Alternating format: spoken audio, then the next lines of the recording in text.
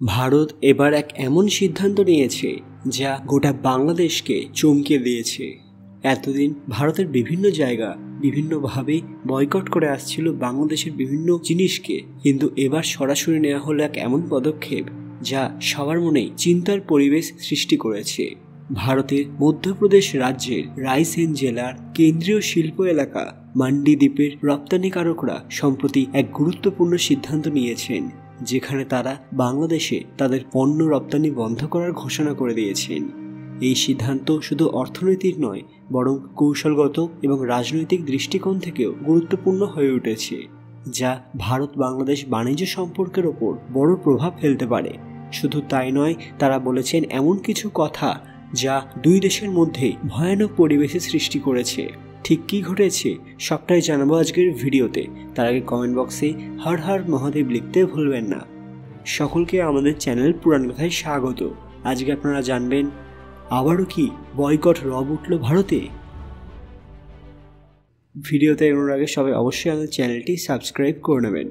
মান্ডি দ্বীপ শিল্প এলাকা মধ্যপ্রদেশের অন্যতম প্রধান উৎপাদন এবং রপ্তানি কেন্দ্র, যেখানে রাসায়নিক, ফার্মাসিউটিক্যাল, ইলেকট্রনিক্স, টেক্সটাইল এবং বিভিন্ন ভারী শিল্পপণ্য উৎপাদিত হয়। এই অঞ্চলের শিল্পপতিরা দীর্ঘদিন ধরে বাংলাদেশে উল্লেখযোগ্য পরিমাণে পণ্য সরবরাহ করছিল, যা উভয় দেশের অর্থনীতির জন্য লাভজনক ছিল। তবে সম্প্রতি বিভিন্ন কারণের ফলে এই রপ্তানি বন্ধের সিদ্ধান্ত নেওয়া হয়েছে, যার মধ্যে অন্যতম প্রধান হল বাংলাদেশে পণ্যের আমদানি সংক্রান্ত নীতিগত জটিলতা এবং অনিশ্চয়তা। মান্ডি দ্বীপ শিল্প এলাকা তার কৌশলগত অবস্থানের জন্য বিশেষভাবে গুরুত্বপূর্ণ, কারণ এটি রাজধানী ভোপালের কাছে অবস্থিত এবং ভারতের প্রধান সড়ক এবং রেলপথের সঙ্গে সরাসরি সংযুক্ত, যা লজিস্টিক ব্যবস্থাকে সহজতর করে। এখানে 2000-এর বেশি ক্ষুদ্র, মাঝারি এবং বৃহৎ শিল্প প্রতিষ্ঠান রয়েছে, যা দেশীয় এবং আন্তর্জাতিক বাজারের জন্য অত্যাধুনিক প্রযুক্তিতে পণ্য উৎপাদন করে। মান্ডি দ্বীপে ভারতের অন্যতম বৃহত্তম ফার্মাসিউটিক্যাল এবং রাসায়নিক উৎপাদন কেন্দ্র গড়ে উঠেছে, যা স্বাস্থ্য এবং কৃষিখাতের জন্য অপরিহার্য উপাদান সরবরাহ করে। এছাড়াও এখানে প্যাকেজিং, প্লাস্টিক, ইঞ্জিনিয়ারিং এবং অটোমোবাইল যন্ত্রাংশ উৎপাদন শিল্প দ্রুত বিকাশ লাভ করেছে, যা ভারতীয় উৎপাদন খাতে প্রতিযোগিতামূলক অবস্থান আরও দৃঢ় করেছে। মান্ডি দ্বীপের শিল্প প্রবৃদ্ধি মধ্যপ্রদেশকে একটি শক্তিশালী অর্থনৈতিক কেন্দ্র হিসেবে গড়ে তুলেছে। এই রাজ্যের জিডিপি বৃদ্ধিতে গুরুত্বপূর্ণ অবদান রাখছে। বাংলাদেশের ক্রমবর্ধমান আমদানি শুল্ক, কঠোর শুল্ক নীতি এবং বাণিজ্য সংক্রান্ত নতুন বিধিনিষেধ মান্ডি দ্বীপের রপ্তানিকারকদের জন্য চ্যালেঞ্জ হয়ে উঠেছে। অনেক ভারতীয় ব্যবসায়ী অভিযোগ করেছেন যে বাংলাদেশে পণ্য পাঠানোর পর বন্দর এবং কাস্টমস সংক্রান্ত জটিলতা বাড়ছে, যার ফলে পণ্যের শিপমেন্ট সময়মতো ছাড় পাচ্ছে না এবং আর্থিক ক্ষতির সম্মুখীন হতে হচ্ছে। বিশেষ করে বাংলাদেশ সরকার কিছু নির্দিষ্ট পণ্যের ওপর উচ্চ শুল্ক আরোপ করেছে এবং আমদানি প্রক্রিয়ায় নানা ধরনের বাধা সৃষ্টি করেছে, যা ভারতীয় রপ্তানিকারকদের জন্য আর্থিক চাপ তৈরি করেছে।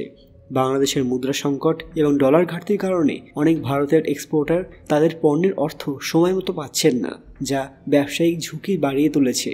এর পাশাপাশি রাজনৈতিক, কূটনৈতিক কারণগুলিও এই সিদ্ধান্তের পেছনে এক বড় ভূমিকা রেখেছে। ভারত বাংলাদেশের মধ্যে সাম্প্রতিক সময়ে বাণিজ্য এবং কৌশলগত সম্পর্কের নানা চ্যালেঞ্জ তৈরি হয়েছে। বিশেষ করে ভারতের বিদ্যুৎ এবং পণ্য সরবরাহের ওপর বাংলাদেশের অতিরিক্ত নির্ভরতা এবং ভারতীয় রপ্তানিকারকদের আর্থিক ঝুঁকি নিয়ে উদ্বেগ দেখা দিয়েছে।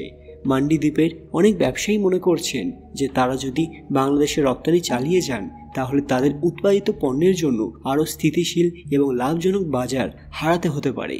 ফলে তারা বাংলাদেশের পরিবর্তে মধ্যপ্রাচ্য, আফ্রিকা এবং অন্যান্য দক্ষিণ এশীয় দেশগুলোর দিকে মনোনিবেশ করতে শুরু করে দিয়েছেন। এই রপ্তানি বন্ধের ফলে বাংলাদেশি ব্যবসায়ীরা কঠিন পরিস্থিতির সম্মুখীন হবেন, কারণ তারা মান্ডি দ্বীপ থেকে বহু শিল্পপণ্য আমদানি করতেন, যা স্থানীয় বাজারের জন্য গুরুত্বপূর্ণ ছিল। বিশেষত ফার্মাসিউটিক্যাল এবং রাসায়নিক পণ্য, যেগুলো বাংলাদেশে ব্যাপকভাবে ব্যবহৃত হয়, সেগুলো সরবরাহ বাধাগ্রস্ত হতে পারে, যা স্থানীয় শিল্প উৎপাদন এবং বাণিজ্যের উপর নেতিবাচক প্রভাব ফেলবে। একই সঙ্গে এই পদক্ষেপ ভারতের অর্থনীতিতেও কিছু প্রভাব ফেলবে, কারণ এটি ভারতীয় এক্সপোর্টের একটি বড় বাজারকে সংকুচিত করে দেবে। তবে রপ্তানিকারকরা মনে করছেন যে দীর্ঘমেয়াদে এটি তাদের জন্য লাভজনক হবে, কারণ তারা নতুন বাজারের সন্ধান করতে পারবেন, যেখানে ব্যবসার স্থায়িত্ব এবং নির্ভরযোগ্যতা বেশি থাকবে। এই সিদ্ধান্তের দীর্ঘমেয়াদী প্রভাব ভারত বাংলাদেশ সম্পর্কের উপর কেমন পড়বে তা এখনও পুরোপুরি স্পষ্ট নয়। তবে এটা নিশ্চিত যে এখানকার রপ্তানি বন্ধের ফলে বাংলাদেশকে বিকল্প সরবরাহকারী খুঁজতে হবে অথবা স্থানীয় উৎপাদন বৃদ্ধি করতে হবে, যা সময় সাপেক্ষ এবং ব্যয়বহুল হতে পারে।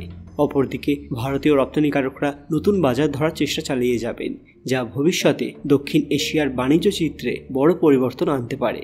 বন্ধুরা, ভারত কি এটা ঠিক কাজ করেছে নাকি ভুল? আপনাদের মূল্যবান মতামত কমেন্ট বক্সে অবশ্যই জানাবেন।